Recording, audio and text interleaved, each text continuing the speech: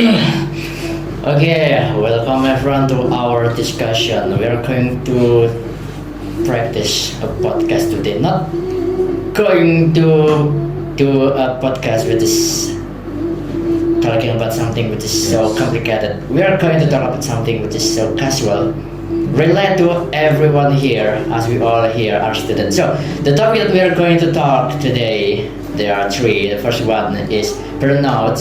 The second one is the academic pressure, and the third one is what's called social media distraction.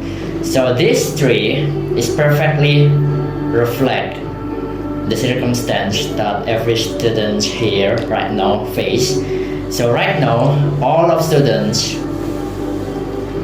are focusing not only on their course but also their career, their mental health, and also their future. That is, which is so exhausting because they have to maintain and focus on three at the same time, all of three at once. So exhausting. So we're going to talk about something which can reduce and remove these three aspects, this burnout and the others. So we're going to talk about, you know, student survival culture and also student well-being. We have to achieve this one, and we can reduce and eliminate the survival one. So here we have three speakers from Broje University. You can introduce yourself. Alright, my name is Zidan Saputra. Hello guys, my name is Muhammad Din Arifin. My name is Ezra Usman. And I'm here as a host. I'm Mustafa Muhammad Abdul Rahman. So here we are, three of us, using Class. Except for him. Okay, we are going to move to first discussion. I wonder if the first topic, the burnout and academic pressure, you, Bro Isra, you think these two is really exist? I do think so. It does exist. So I'm going to explain the well-being, day-to-day reality of modern students. So for context, students in high schools, middle schools, and even elementary schools, their schools doesn't just end at 3 p.m. The school doesn't end just 3 p.m. They instead go to this institution called commercial tutoring or prep centers and even cram schools. It turns their study into a 24/7 competitive sport. These institutions are no longer just for students who struggle. These institutions are for anyone who think that studying is mandatory for competitiveness, for them to remain competitive, and so it creates a perfectionism and the all or nothing mindset. Students right now don't just want to do well. They want to feel that they want to do so well that a single mistake for them is like a total failure. So for them, grades tie directly to their self-worth. Students are learning to view themselves. Students begin to view themselves as a GPA machine rather than a human with a diverse value. So, for example, like in South Korea, when the college exam entrance,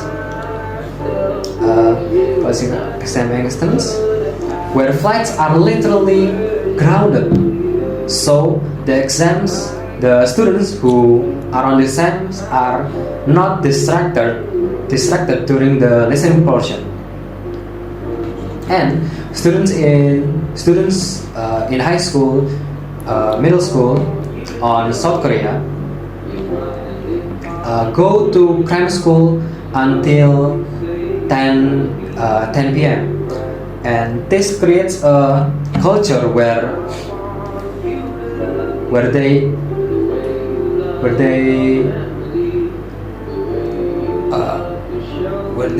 create themselves in chronic sleep deprivation. So it reduces their time to sleep, because they have no way into having fun. Their dopamine, they don't have fun.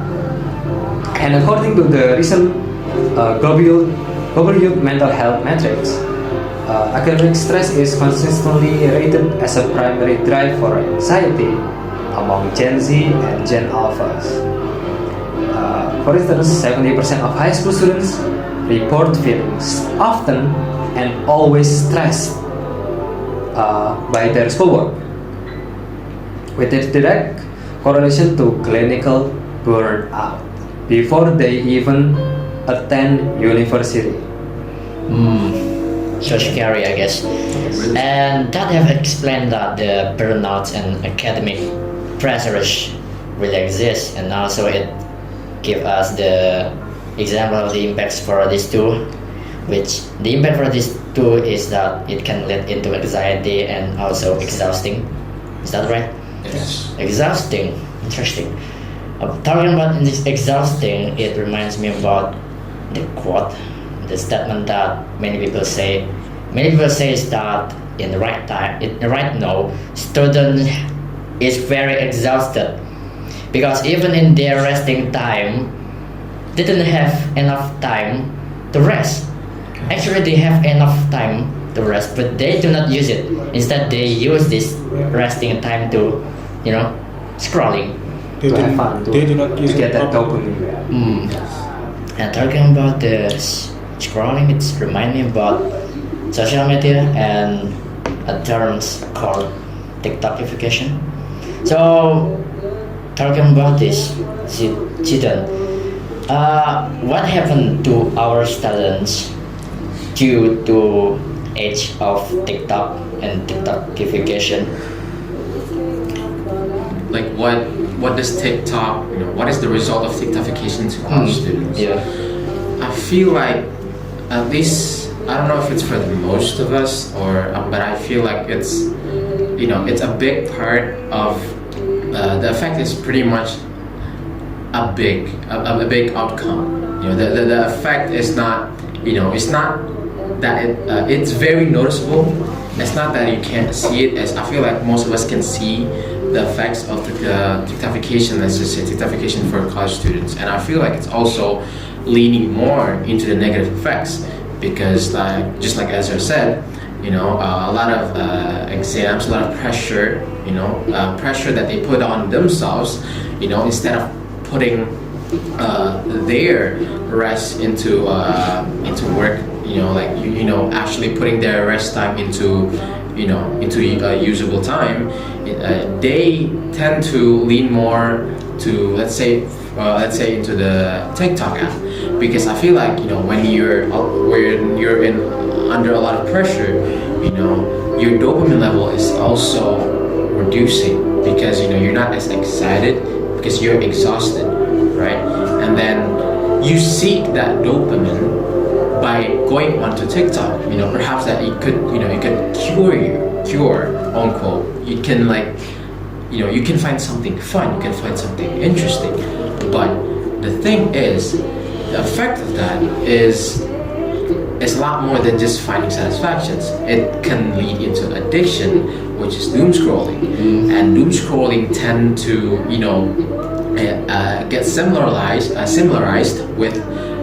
I saw it on the internet. It gets similarized as in a slot machine in a casino, because the TikTokification tends to it kind of reduces your attention span because of how addicted you can get, and then with how reducing it can be into our brain, because attention span, it actually teaches our brain to think of an outcome of something, to think of a reward. Because when you watch TikTok, for example, with how short it is, you tend to expect something out of it, and you're becoming more impatient. You're becoming more stressed, as in like you don't get something in a fast pace, then something will happen to you. For example, that kind of anxiety is the outcome of TikTokification. So with how stressful college could be, it could also lead into another bad thing, which is with TikTokification. And with TikTokification, you can reduce your attention span by how addictive it can get. And what if I say the addiction is to the desire of us to see what happens next? Yes, I feel like that correlates to what I was trying to say. So the desire to want to see what happens next in the content of TikTok make us addicted to this, Yeah. and this addiction can lead us to decrease of attention span. That have make a pretty make sense. That's right. Interesting topic. Very insightful of review from Chilton, and I think that's explain everything. That explain a lot of things. And now I think our audience want to hear. We know that we have burnout and also decrease of attention span. Now our audience want to hear what can we actually do about this too. Maybe Zidane want to explain. Okay, after hearing Jidan and Ezra speaking, it remains one important question: what can students actually do in reducing burnout and academic pressure, and also how to increase attention span? First thing first, let me talk about how to reduce burnout. Theoretically, I don't know, but I know how to reduce it from my experience.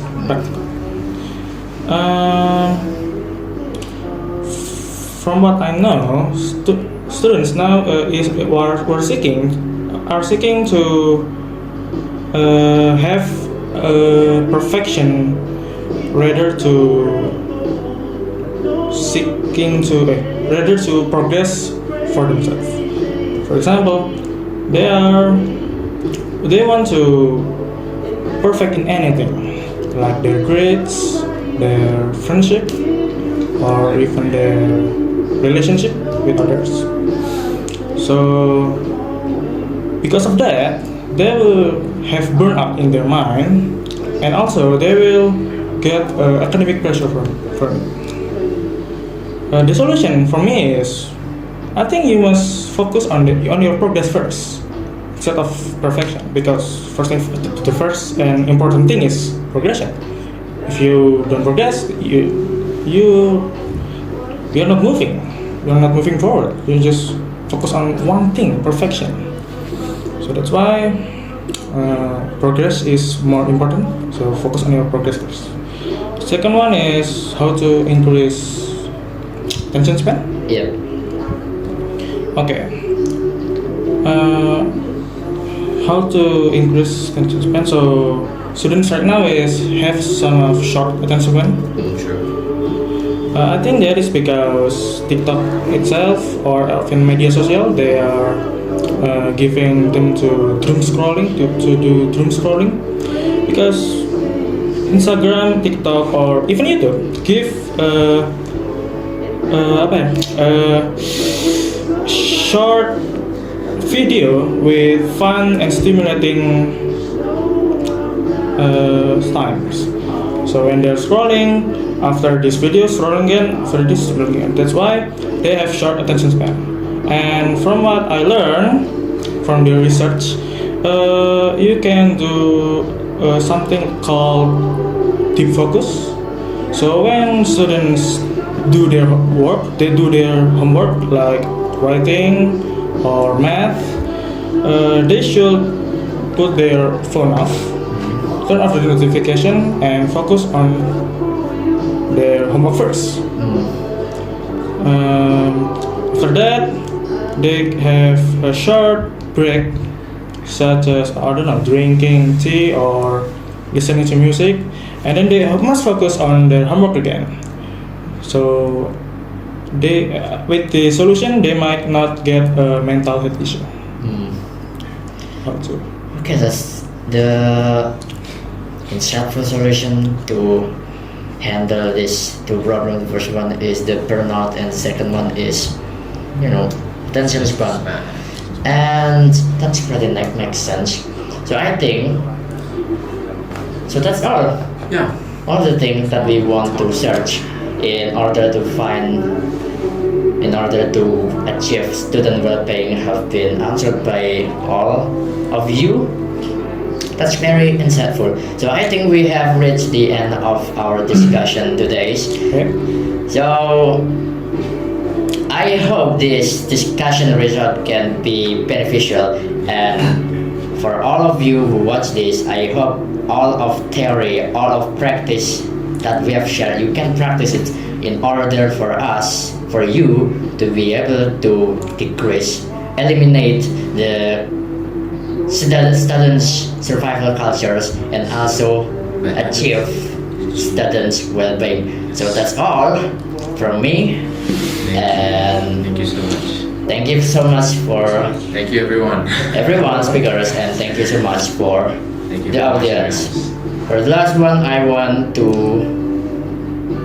invite all of you to say 1, 2, 3. Thank you. Thank you. Thank you, everyone.